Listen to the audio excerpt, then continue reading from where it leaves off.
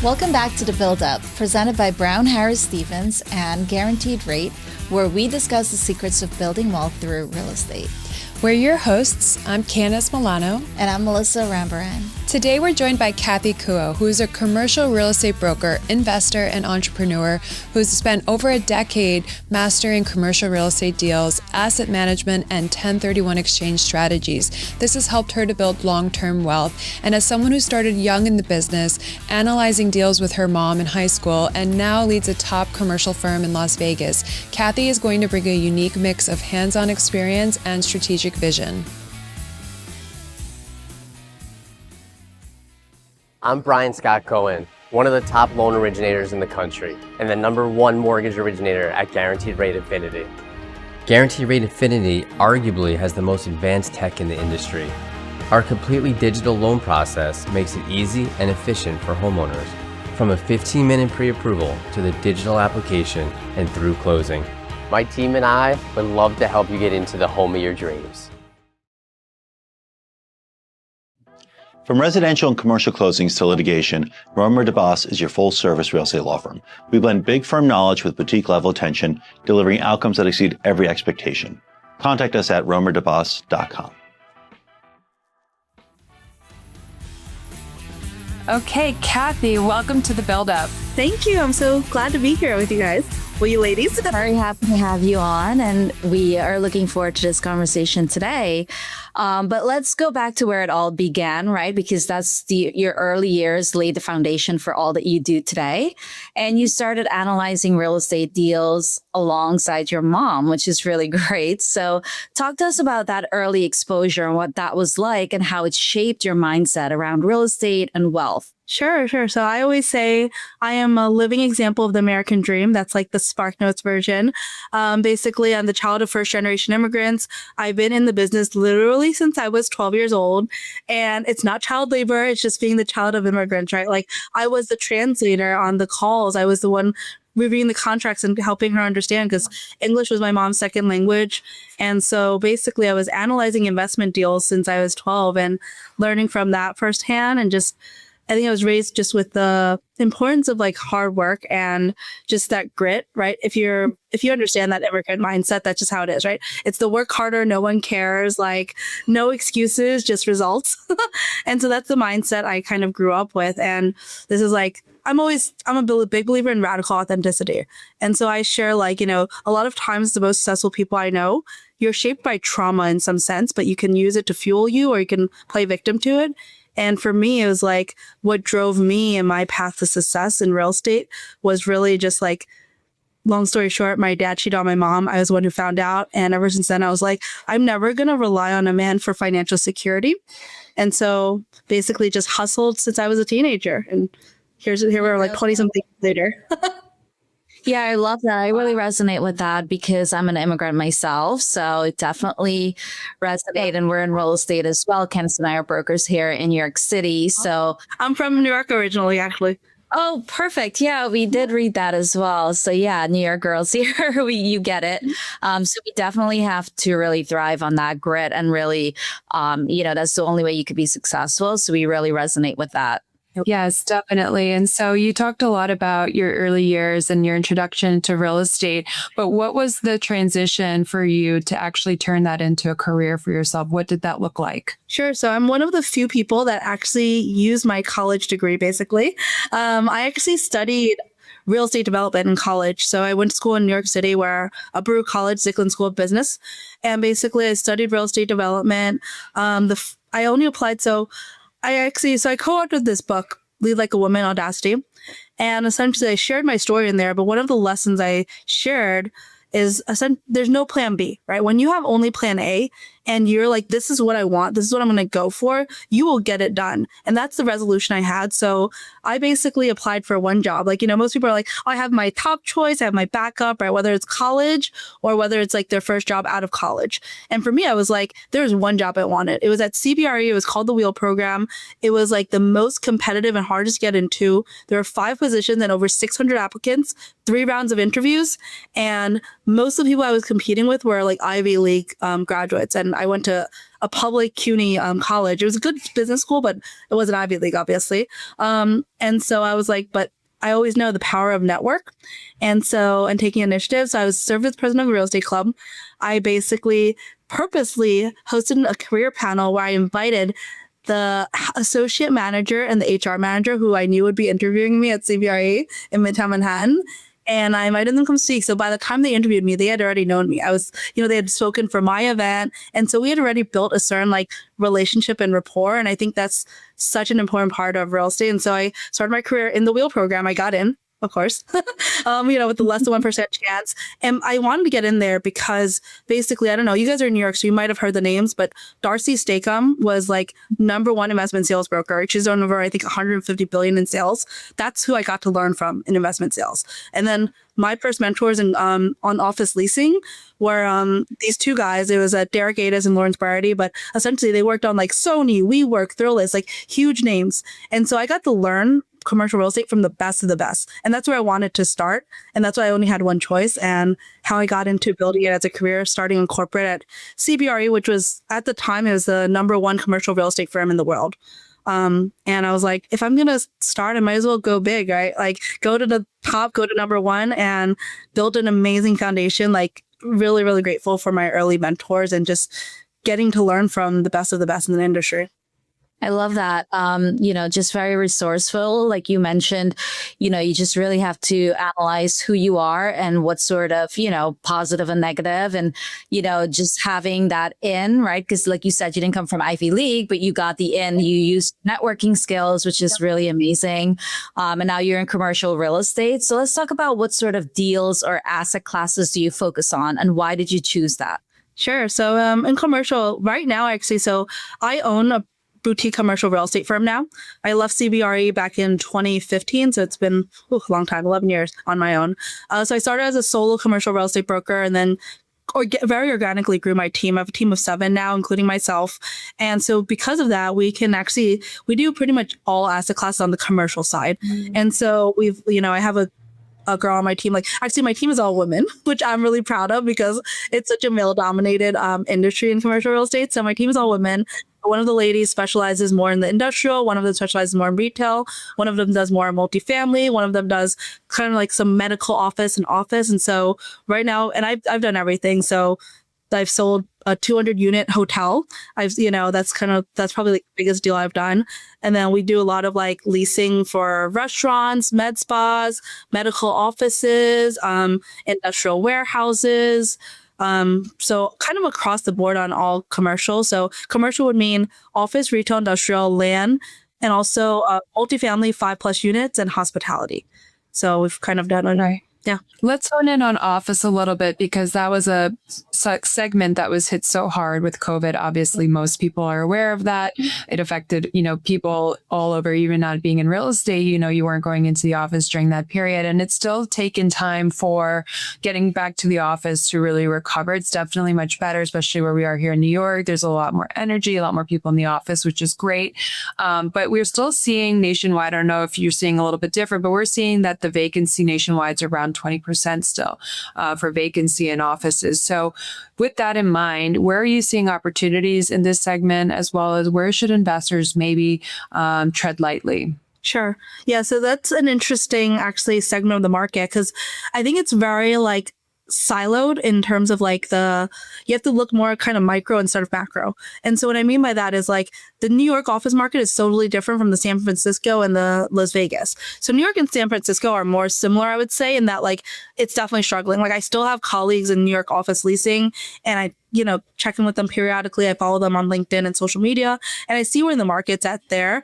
In New York, for instance, where I see the opportunity and I've seen this being done is the conversion to residential multifamily. So that's where I see in New York.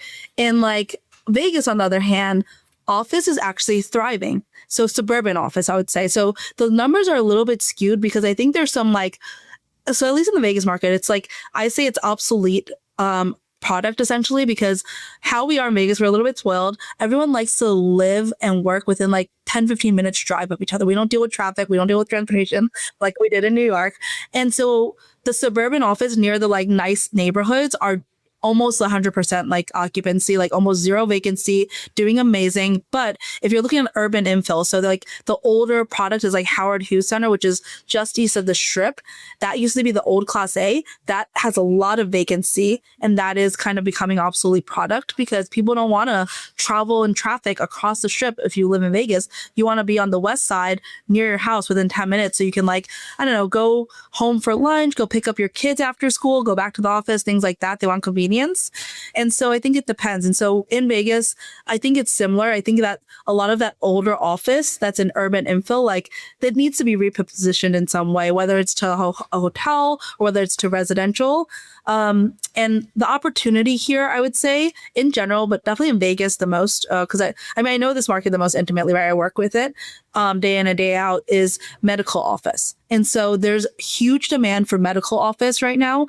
To find office product with sinks basically is what medical office needs. The plumbing in place is a huge opportunity. Like, so this is, and it started a while. I mean, there's a lot of people that come to Vegas to retire because there's no state income tax. So baby boomers are moving here. So there needs to be more medical. And of course, Vegas is very vain. So people love med spas, people love injections, you know, all that.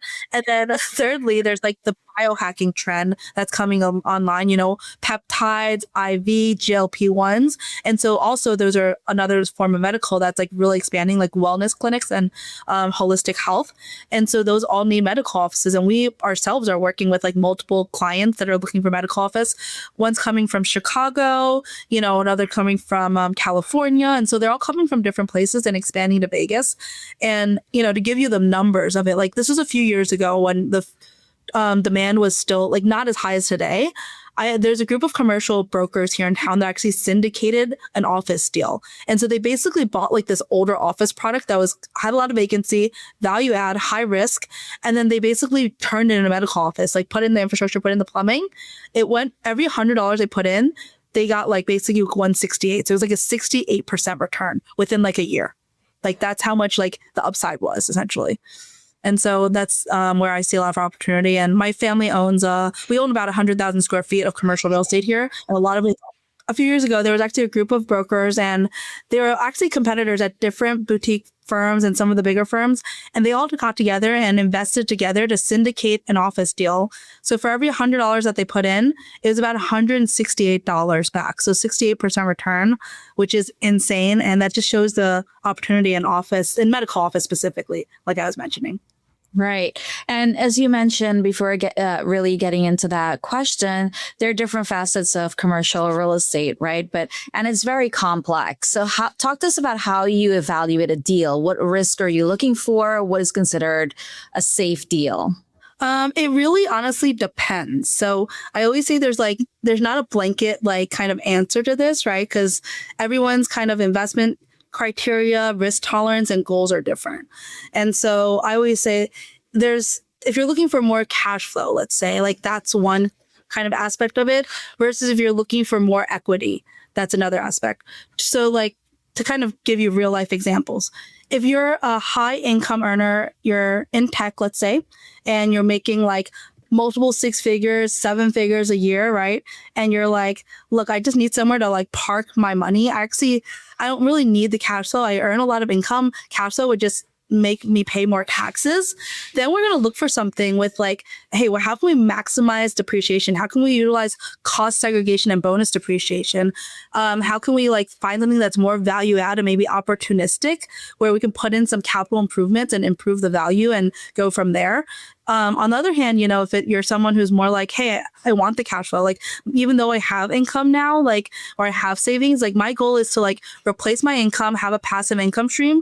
Then we'd look for something more cash flowing steady. Cash flowing steady, I would say, is probably like multi-tenant office, multi-tenant retail in commercial side.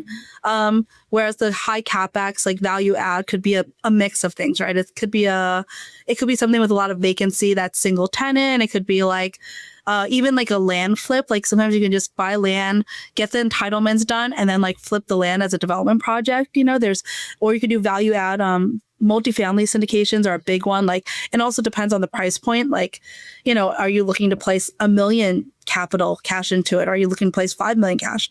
It's so, I don't know, I guess it's a hard to answer without understanding the context of who's the audience, like who's the client and what's their goals and how much capital are they looking to invest essentially. Yeah, that makes sense. The risk profile changes based on who the investor is and what the goals and the strategy are. So we totally understand that, but it's helpful to hear how you think through it based on the different types of opportunities there are. And one of them is 1031 exchanges. We know that's something you have deep experience with. It's also a tool that residential investors use a lot as well. And so can you explain a little bit how investors should think about it when it makes sense for them, and maybe what they should also look out for when it comes to 1031s? Yeah, my family's done over a dozen 1031. I wrote an article about it for Forbes before, actually. And I've worked with a lot of 1031 clients. I would say the main thing is just like the timeliness, right? Obviously, there's only 45 days to identify after you close escrow on the property that you're selling. And so I always recommend, if you know you're going to be doing a 1031, start the search early. Like, you can start searching before you close escrow, ideally, right? So it gives you more than that 45 window. A lot of times I get people who are like 15 days into their 45 days and they're like, hey, I need to find out. I'm like, you have 30 days left. But so that would be one, like, be proactive about it. Don't wait till closing, right? And know that the deadlines, the times are hard set. It's not like there's lenience. It's IRS. You have to do that. So that's definitely one for sure. And then if you've never done a 1031, which newer investors, they don't know this. And oh my God, there's been some horror stories. So basically, you have to use a qualified intermediary. The funds cannot go into your personal account. They have to go to the QI. So from close of escrow goes to the QI, right? And I've heard stories, and unfortunately, it's like, it's a first time, like, our newer investor. And then also the agent that they were working with, unfortunately, wasn't really savvy and was maybe only working with first time home buyers, didn't ask or advise them, like, hey, are you going to do a 1031? This investment property, you might, you need to do this basically. Like, so I would say those are kind of like the two big like red flags. Like, make sure you use a QI, make sure you like are proactive on your 45-day identification period and like know that kind of stuff. And I'd say, yeah. Sure. We've been on the receiving end as residential brokers here as well. And that's why, professionals like us are very important to really educate our consumers. And that's part of, the podcast, while we have people like you on for our audience as well. So that's really a good tip. But, you're not just investing, you're building generational wealth. And you've spoken publicly and about empowerment and mentorship. So talk to us about, what does wealth mean to you beyond just the deal? Sure. Yeah. So for me, I think it's a lot of things. I would say the definition has changed over time as I've aged a little bit in my late 30s now. So earlier on, I would say wealth meant financial freedom and financial security. I mean, growing up, the child of immigrants, like, I remember I lived in a house where we only had one bedroom with air conditioning in New York City summers, which you know that, like, it's like hot, it's humid, it's gross. We had one bedroom. And so my whole family had to sleep in that one bedroom in the summers because it's so hot. And like, I mean, I'm very fortunate, honestly, for my upbringing. Like, we always had a roof over our head. We always had food to eat, but I also knew like there was more and I could do better. And so to me, initially it meant like being able to eat at any restaurant I want without like worrying about the cost, right? Being able to travel wherever I want, having that like freedom. And I achieved that pretty early on in life because I started working so young. So like kind of by my late 20s, early 30s, I was financially free. And so to me, it's like, having that wealth, like I had passive income from my rental properties. I had like great equity and investments. I could always HELOC and pull out if I needed money. Like, I remember when COVID hit, like a lot of people were freaking out, and my girlfriends and I had this, like, there's a group of entrepreneur women all in business, and like some people were like freaking out, and I was like, I have enough like savings, and I could, as long as the shit doesn't last 2 years, I'm okay, right? Like, I'm like, I need to have like 2 to 3 years out like liquid assets, like, because I was smart with my money. I lived way below my means. I house hacked in my 20s where I had a 4-bedroom house, rent out 3 of the bedrooms, and so I was always really savvy. And so wealth initially meant that. But later on in life, I'll say, like, there's a great book called The Second Mountain by David Brooks, and I recommend it to everyone I know, especially high achievers and successful people, because it talks about how the people who have achieved that basically financial freedom, financial security, whatever it is, you often reach this valley of despair and depression. And part of it might be burnout, but part of it is realizing that money alone does not bring you fulfillment and happiness. And that's not true wealth. True wealth is holistic. It's your community, it's your family. It's like being able to prioritize your health, being able to like, have that kind of balance in life, which I didn't have early on. And balance wasn't a thing to me. And I actually just put in an application for a TED Talk, and that my talk will be about that. It's how I rewired my brain to stop playing life on hard mode. And so basically, like, I think wealth now is like knowing that I can have this balance. I can have the amazing community, amazing support system. I can, enjoy yoga or Pilates in the middle of the day because I built this lifestyle. I can, and I get to pay it forward now and educate, empower, and help inspire the next generation, right? Like, I have a local nonprofit of female founders I host events for, and it's basically just about helping them scale their business. I mentor my team of agents basically, and I help them build their careers in business now. And more of my time, I would say 80% of my time is now on the coaching and educating side as opposed to the doing. And so I think this is wealth to me now. Well, that makes sense, because that's clearly where you find reward and return is through your work and empowering others and educating ours. And obviously that's why you've joined us today, is to continue doing that. And so that's a very inspiring, story that, and good realization as well, to realize that it is about balance, because what's worth making all of this money for if you can't enjoy it, if you don't have your health, if you don't have people to share that with. So we couldn't agree more with you. And it's great that you're putting a spotlight on that as well, because so often it's very much about how to acquire wealth and not so much about the balance that should accompany it. So we appreciate that insight. And just in closing, a lot of our listeners always are looking for practical tips into how they can get started, because real estate has so many different segments and many different types of investing. It can feel very overwhelming and very intimidating. And often, it's also still very an expensive investment usually. So that's also another barrier for many investors to get into it. So what's one or two practical steps that you would recommend to someone who really wants to get into it, but's finding that they're hitting some of these obstacles? Sure. Yeah. I mean, again, it's like not an easy answer, but it depends, right? And so I would say it depends on a few factors. One of the things easiest I would say is always residential, and just getting your primary residence. Like, do what I did. I was house hacking, because you guys know better than I do, right? That basically, and a primary residence, you can get in with as little as 3 or 5% down now on the residential side. And so it's a lot easier to just house hack. If you're younger, why not? Like, most of your friends are probably renting apartments, and it's a win-win, right? If you get a 3-bedroom or something, townhouse, house, apartment, whatever, and rent out 2 of the bedrooms, I would say house hacking is great if you're younger.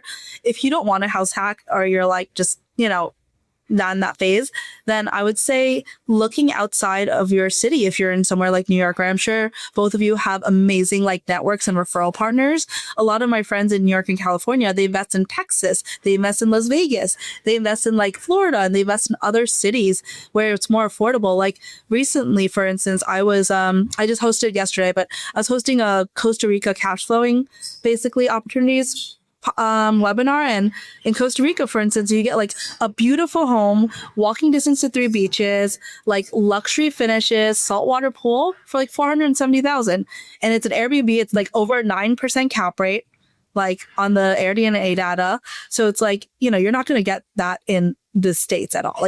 In the States, that'd be 3x, and the cap rate would be 2%. If you're lucky, if you're not negative and underwater on a walking distance to the beach. And so knowing and having that, looking outside of your little kind of bubble, right? If you live in New York or you live in California, especially those very high cost cities, your first pure investment might not be in New York. For sure. Yes, we found the same thing. New York is a very expensive city to get started in. So definitely great advice. I wish someone would have taught me about house hacking early on, but that's okay, because you all got to start somewhere. So Thank you so much, Cathey, for being with us today. We so enjoyed this conversation. And as always, you provided so much really helpful insight to us, ourselves, and all of our listeners. So thank you. Of course. I'm happy to be here. Thanks for having me. And if anyone wants to connect, actually, I'm on social media. It's just my name, Cathey Kuo. Amazing. Thank you so much.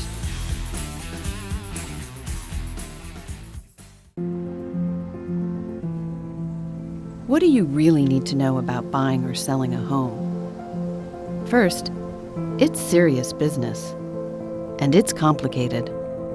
There's a lot of money on the table, and emotion too. You need an agent who knows the ropes.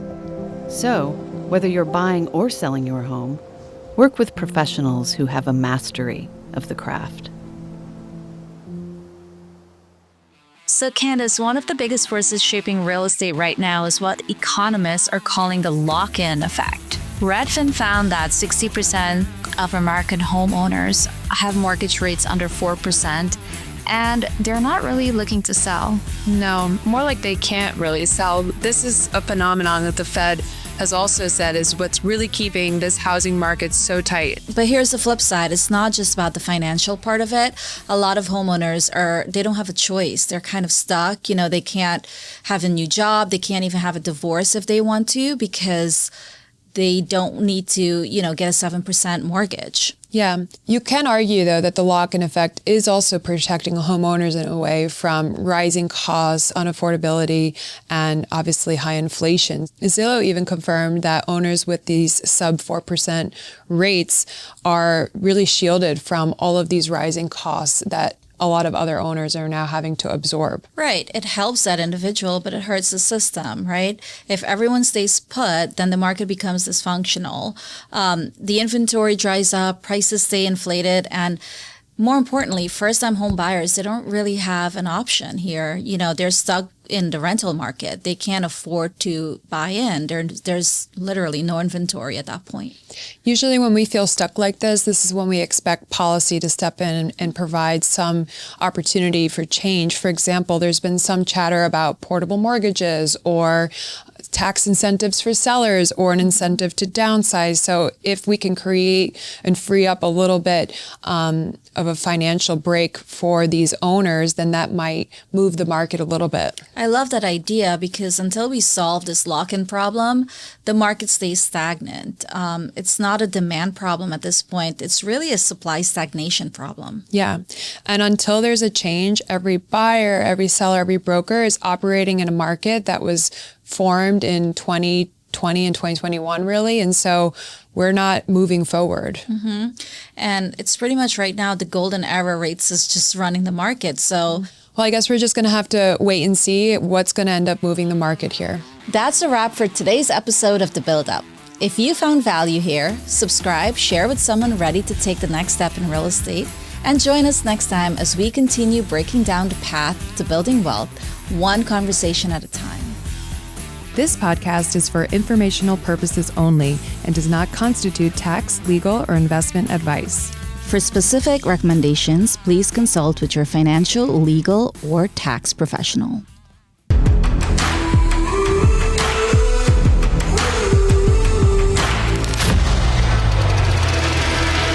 phone or always leaves your text on red? Leaves your text on red. Built the Corky Group with $1,000 loan. Tell us a little bit about how you actually came from. Welcome to The Build Up, John Roa. Thanks for having me. We're coming to you here from Studio 1873. It's not 57% over $2.7 million. So then, cheers.